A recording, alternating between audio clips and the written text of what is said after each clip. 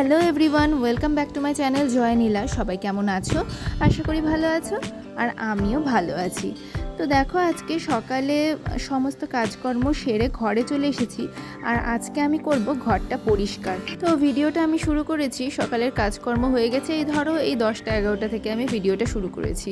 তো এই দেখো, আমার শাশুড়ি মাও চলে এসেছে ঘরের মধ্যে, আর ঘরে মাপছে হলো আলনাটা কোথায় রাখবে।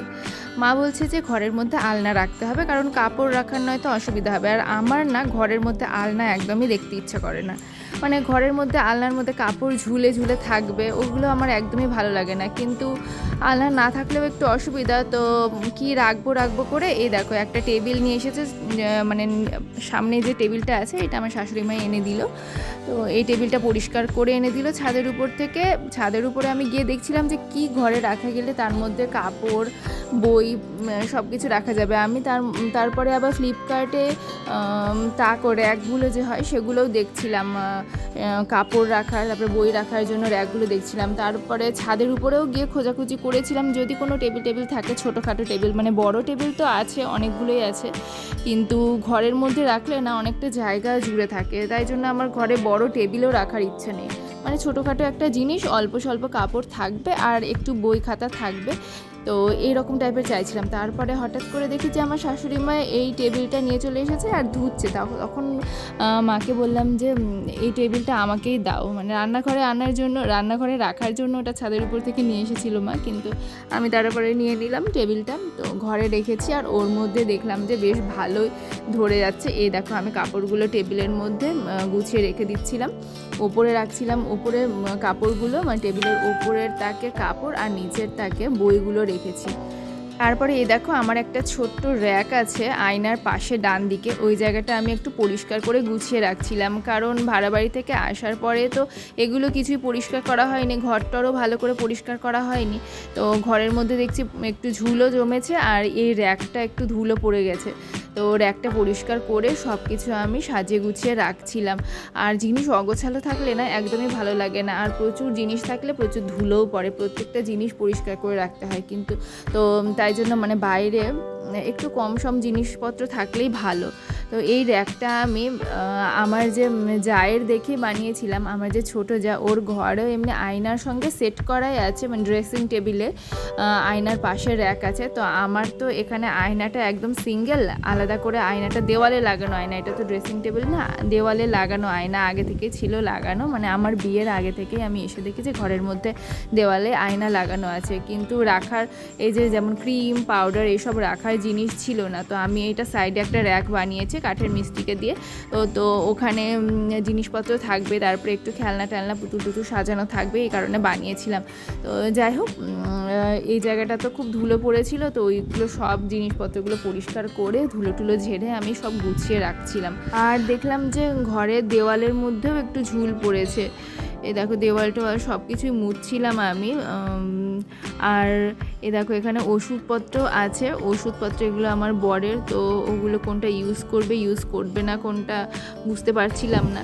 তারপরে টেবিল তো নিয়ে এসেছিলাম, আর তার সঙ্গে নিয়ে চলে এসেছিলাম ঘরের মধ্যে যত ছোটোখাটো তাক, ওই যে প্লাস্টিকের তাকগুলো যেগুলোতে সবজি টবজি থাকে, ভাড়া বাড়িতে রেখেছিলাম। ভাড়া বাড়িতে একটা ছিল সবজির ঝুড়ি, সবজির তাকগুলো, তো আরও একটা ছিল, ওইটাতে ছোটোখাটো জিনিসপত্র রাখতাম, ওইটা একটা থাকছিল। সব দেখো আমি ঘরের মধ্যে নিয়ে চলে এসেছি। দেখো সাইডে একটু দেখা যাচ্ছে ব্লু কালারের আর হোয়াইট কালারের, ওর মধ্যেও একটু কাপড় চোপড় রেখেছি।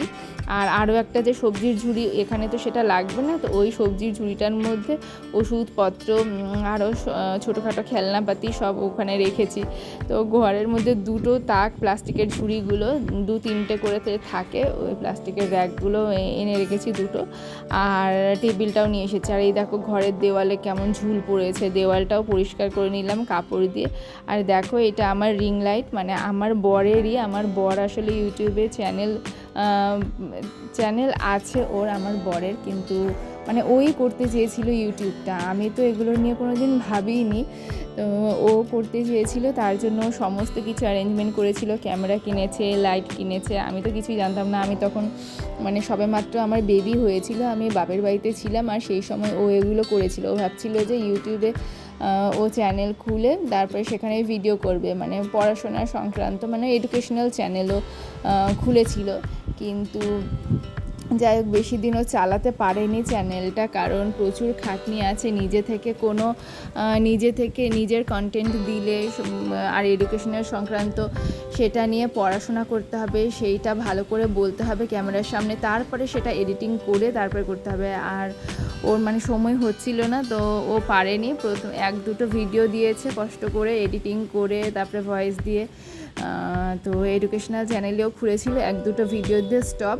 তারপরে তো রিং লাইটটা পড়েই ছিল। তারপরে তো আমি এমনি মানে কি বলবো, এমনি আমি ভিডিও করতাম, ছোটোখাটো শর্ট ভিডিওগুলো করতাম। তারপরে করতে করতে কি হলো যে ডেইলি করতে শুরু করলাম, ভালো লাগলো আস্তে আস্তে। তারপরে আমার বরকেও বলতাম একটু ভিডিও করে দাও, চলো এদিকে যাই ওদিকে যাই, ওখানে গিয়ে ভিডিও করি, ওখানে গিয়ে ভিডিও করি। এই করতে করতে আস্তে আস্তে ঢুকে গেলাম।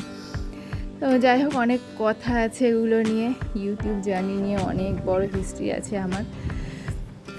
তো এগুলো অন্য দিন আমি বলবো তোমাদের সামনে। তোমাদের যদি কারো জানতে ইচ্ছা হয় তাহলে আমাকে জানিও, আমি সব বলবো তোমাদেরকে। তো তারপরে সব গুছিয়ে, বিছানাও গুছিয়ে নিয়ে পুচকিকে স্নান করে দিয়েছি। স্নান করিয়ে নিয়ে খাইয়ে দিয়ে তাড়াতাড়ি ঘুমিয়ে দিয়েছিলাম, কারণ বিকেলে উঠে আমাদেরকে আবার শপিং করতে যেতে হতো। তো আজকে আমরা গ্রসারিরই কেনাকাটা করব, গ্রসারি মার্কেটিং করব, তার জন্য চলে এসেছি এখানে। এটা হলো ওয়াহ বাজার, রায়গঞ্জে।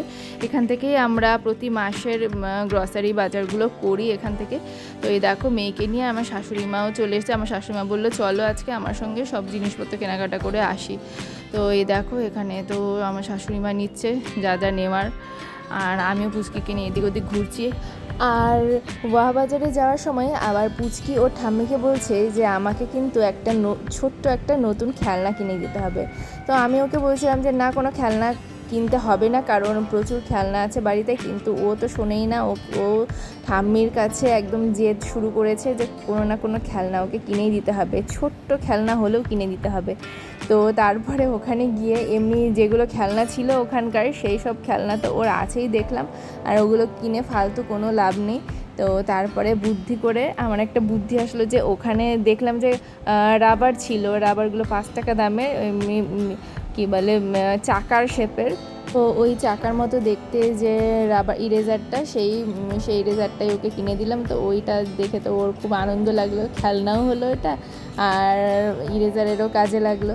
তো ওইটাই নিলাম ওর জন্য, আর চকলেট নিয়ে তারপরে তো যা যা জিনিস কেনাকাটা ছিল সব কিছু নিয়ে আমরা বেরিয়ে পড়েছি ওখান থেকে। আর বাইরে বেরিয়ে দেখি যে বৃষ্টি চলে এসেছিলো, ওখানে আবার কিছুক্ষণ দাঁড়িয়ে থাকলাম বৃষ্টি কমার অপেক্ষায়। কিন্তু বৃষ্টি হালকা হালকা পড়ছিল, প্রথমে তো খুব জোরে পড়ছিল, তারপরে অল্প হলেও অনেকক্ষণই বৃষ্টি হচ্ছিল। তো আমি দেখো পুচকিকে নিয়ে দাঁড়িয়ে আছি, আর পুচকি তো ও চকলেট খাবে, ওকে চকলেটটা দিয়ে দিয়েছি। আর তারপরে আমার শাশুড়ি মা একটা টোটো ডাকলো, কোনো টোটোই যেতে চাইছিল না কারণ প্রচণ্ড বৃষ্টি পড়ছিল।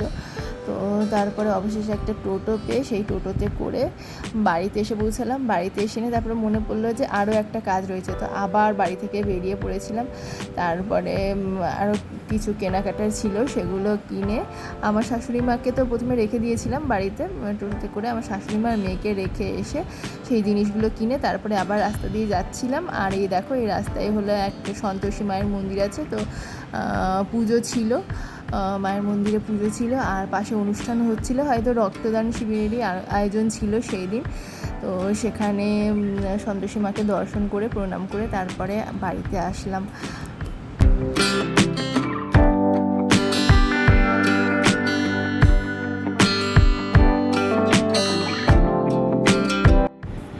বন্ধুরা এই তো এক্ষুনি এসে পৌঁছালাম বাড়িতে ঢুকে নিয়ে এই তো ফ্রেশ হয়ে গেছি, ড্রেস চেঞ্জ করে। আর একটা জিনিস তোমাদের সঙ্গে শেয়ার করব, আসার সময় আবার ঢুকে গেছিলাম হলো দোকানে মেকআপের কিছু জিনিস কিনতে, কারণ আগামীকাল যাব হলো বিয়েবাড়ি আছে একটা।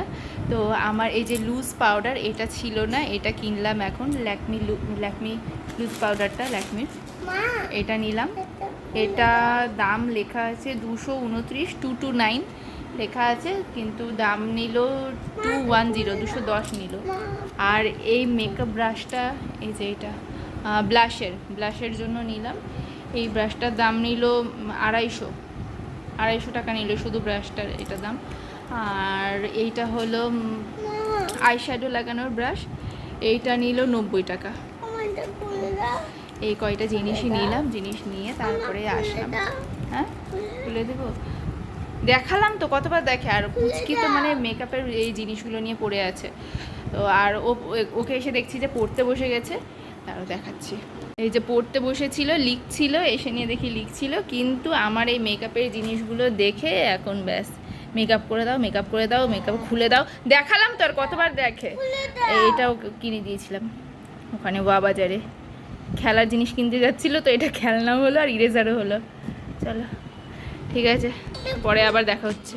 তো মেকআপের জিনিস দেখে ওর তো পড়াশোনা উঠে গেল। আমি ওকে তারপরে ওকে রেখে চলে আসলাম রান্নাঘরে। আজকে যেহেতু বৃহস্পতিবার, ওই জন্য নিরামিষ রান্না আজকে করছি, হলো সয়াবিন আলুর তরকারি।